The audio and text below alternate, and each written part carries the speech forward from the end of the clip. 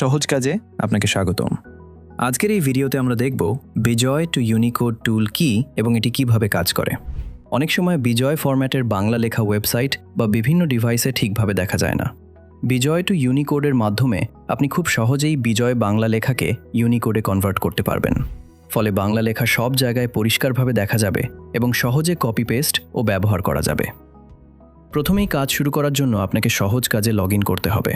Log in সম্পন্ন করার পর উপরের মেনু বারে সহজ টুলস নামে একটি ট্যাব দেখতে পাবেন। এই ট্যাবের উপর মাউস নিয়ে গেলে একটি মেনু ওপেন হবে, যেখানে আপনি বিভিন্ন ধরনের টুলস ক্যাটাগরি দেখতে পাবেন। এখান থেকে টেক্সট টুলস অপশনে যান এবং প্রদর্শিত তালিকা থেকে বিজয় টু ইউনিকোড টুলটি নির্বাচন করুন। এতে করে আপনি সরাসরি বিজয় টু ইউনিকোড কনভার্টার পেজে চলে যাবেন। এই পেজে আপনি দুটি আলাদা বক্স দেখতে পাবেন।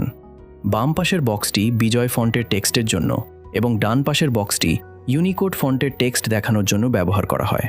এখন আপনার কাছে থাকা ভেঙে যাওয়া বা অস্পষ্ট বিজয় টেক্সটটি বাম পাশের বক্সে পেস্ট করুন। টেক্সট পেস্ট করার পর নিচে বিজয় টু ইউনিকোড নামে একটি বাটন দেখতে পাবেন। এবার বাটনটিতে ক্লিক করুন। ক্লিক করার সাথে সাথেই আপনার বিজয় টেক্সটটি স্বয়ংক্রিয়ভাবে সুন্দর ও পরিষ্কার বাংলা ইউনিকোড টেক্সটে রূপান্তরিত হয়ে ডান পাশের বক্সে দেখা যাবে। এরপর ডান পাশের বক্সের উপরের কর্নারে একটি কপি আইকন দেখতে পাবেন। আইকনটিতে ক্লিক করলেই পুরো টেক্সটটি মুহূর্তের মধ্যেই কপি হয়ে যাবে। এরপর আপনি এটি যে কোনো ডকুমেন্ট, ওয়েবসাইট বা টেক্সট এডিটরে সহজেই ব্যবহার করতে পারবেন। আবার যদি আপনি ইউনিকোড ফন্টের কোনো বাংলা টেক্সট বক্সে পেস্ট করেন, তাহলে নিচে স্বয়ংক্রিয়ভাবে ইউনিকোড টু বিজয় বাটনটি দেখতে পাবেন। বাটনটিতে ক্লিক করার সাথে সাথেই টেক্সটটি সহজেই বিজয় করে কনভার্ট হয়ে যাবে।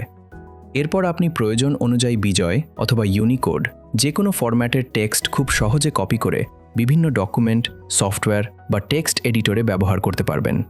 এভাবে সহজ কাজের বিজয় টু ইউনিকোড টুল ব্যবহার করে দ্রুত, নির্ভুল এবং ঝামেলাহীনভাবে বাংলা টেক্সট কনভার্ট করা সম্ভব, যা আপনার দৈনন্দিন টাইপিং ও অফিসের কাজকে আরও সহজ এবং সময় সাশ্রয়ী করে তোলে। আশা করি টিউটোরিয়ালটি আপনার ভালো লেগেছে। যদি আপনার কোনো প্রশ্ন থাকে বা আরও কিছু জানতে চান, তাহলে অবশ্যই কমেন্ট বক্সে জানাবেন। ভিডিওটি দেখার জন্য ধন্যবাদ।